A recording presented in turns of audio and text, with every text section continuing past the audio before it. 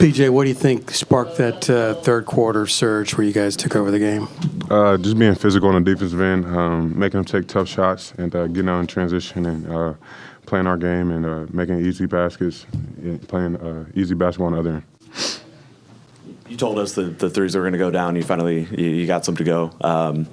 Is there any sense of what's the emotion that comes with that? Relief or just confident and that they definitely were going to fall at some point? Confidence. I mean, I've been in the gym every day working on it. So, like I said, my confidence never wavers. I'm just going to keep taking open ones. So, they went in tonight, and obviously I'm just happy we got the dub. So, it's all good. Derek Jones just asked me to ask you where you get your floater from. A lot of work, a lot of repetition. I got it from college, obviously, just in there every night, just doing the same shot over and over again. So, you think you can get it too? No, definitely. So we've definitely been working on it. Okay, I actually have one more.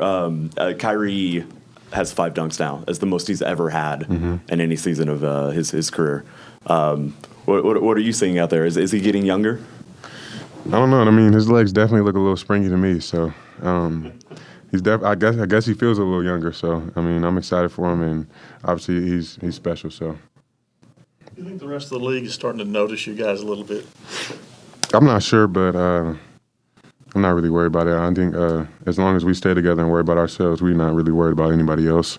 And we play basketball like that each and every night. It's going to be hard to beat us. Do you feel good though about the way you're winning? Yeah, I mean, I feel great. We're playing complete games, playing great on the defensive end, and the offense is great all the time. So we hit shots tonight. We rebounded well. We played great defense for 48 minutes, so I'm happy. I do want to ask you, usually you have some big games coming in here, G1C. Was that a little motivation, PJ? Yeah, I mean, I love playing in this arena. I had a great game a couple years ago. I won earlier this year in Charlotte here, so I mean I love playing here, and I'm just glad we got a win tonight as well. So, PJ, just talk about what it's like playing with Kyrie and Luka. I know this is a team that you just got traded to, so just speak on what it's like playing with those two. They have so much gravity out there. You have to double them each and every time they get the ball, so it makes it a lot easier for guys like me to hit open shots and just play easy basketball and just basically take what the defense gives. So just having guys out there like that opens the floor up for everybody else. I know this is like a repetitive question, but now that you've had a few more games with these guys, not just Luke and Kyrie, but the entire team, how does it feel chemistry-wise and like adhesive-wise? It feels great. Definitely a family atmosphere. Everybody's on the same page and everybody is cheering for each other to do well. So it just feels great to be in an environment where everybody's happy for one another, and we're winning as well. So it's great. Thank you, guys. Yeah, I'm getting stronger. Jason, you talked about how the threes were going to come. Seems like they did come this game. How much does that change, just the offense that we've been seeing over the past few weeks? Yeah, I think we've talked about it each game or at practice about the shots that we're getting. We've had them all year. The seasons are about makes and misses. We're making them early in the season. And our focus on the defensive end has maybe taken some of our legs in a positive way. The focus of playing defense and protecting one another is at a high right now. And maybe our offense maybe took a step back from making threes. But I thought today PJ and D. Jones set the tone for us with the threes. And I thought Luka, our leader, set the tone early. He came out aggressive. And then our other leader, and Kai, he set the tone in the third with the pace. And so when those guys get going, somebody's going to be open. And I thought just the plays, for one another on both ends, offensively and defensively, was at a high. And then when you guys made the run to pull away in the third, what did you see? Defense. Just, again, I thought Kai set the tone for us. He was at the pace, understanding the stops. We want to get out and run. We talked about that before the game, that we're not a team that just can walk it up we can do that if we have to, but we want to get out and get easy baskets. Also, we want the ball to touch the paint, and we want to share the ball. And so I thought the guys did that. I thought Kai set the tone in the third, and guys followed. You guys limited them to 37% shooting, and Fox had 18. I think Sabonis had 11 or 12. Who gets the most credit for that? Yeah, listen, those two are all-stars. We just try and make it tough on them. It's a group effort. Everybody, it's not just one person. I thought the guys executed the game plan. We're trying to make it tough.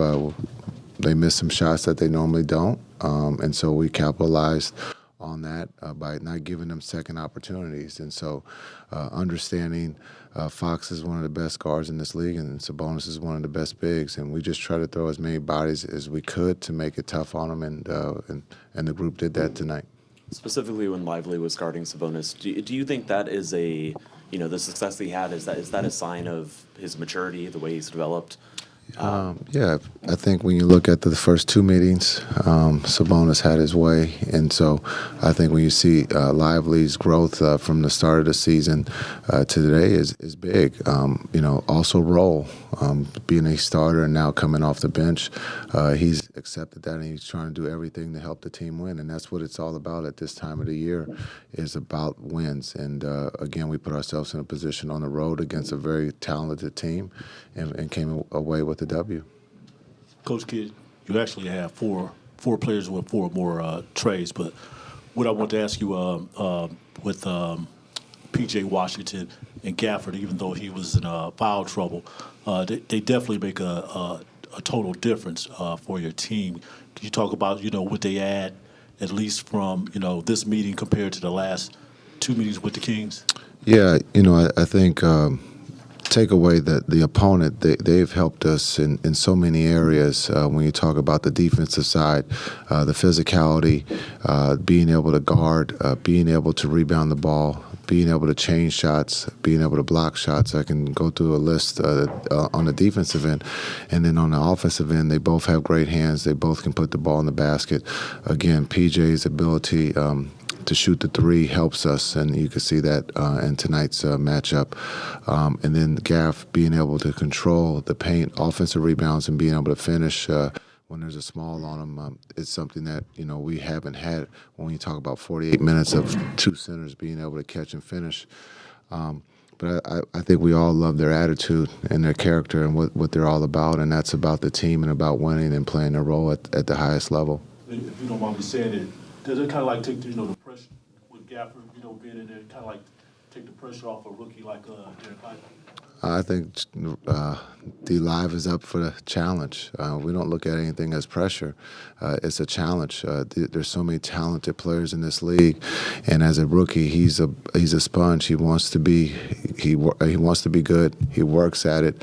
He's going to make some mistakes like vets, but I think just understand when you have a teammate like that that will pass you the baton as a relay, you embrace that and you want to be successful. You don't want to let your partner down. And right now, that combination of those two are playing at a high level for us.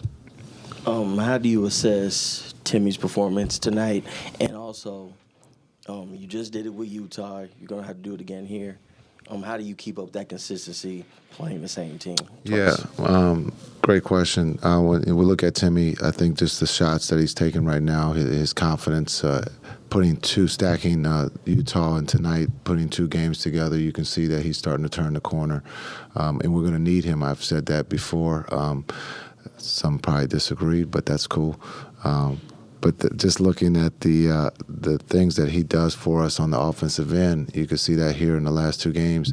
Again, we need his leadership and his toughness and his ability to make tough shots, but being able to make plays. He's starting to find his teammates, and that just makes the game easier for everybody. Just on this little sizzle, not little, long sizzle that you're on now, do you feel like you're sending maybe some messages to the league and especially the Western Conference? No, we're not saying any messages. We're just trying to, take what's in front of us and play with the game that's in front of us, take the one possession that's in front of us to get better. We let the media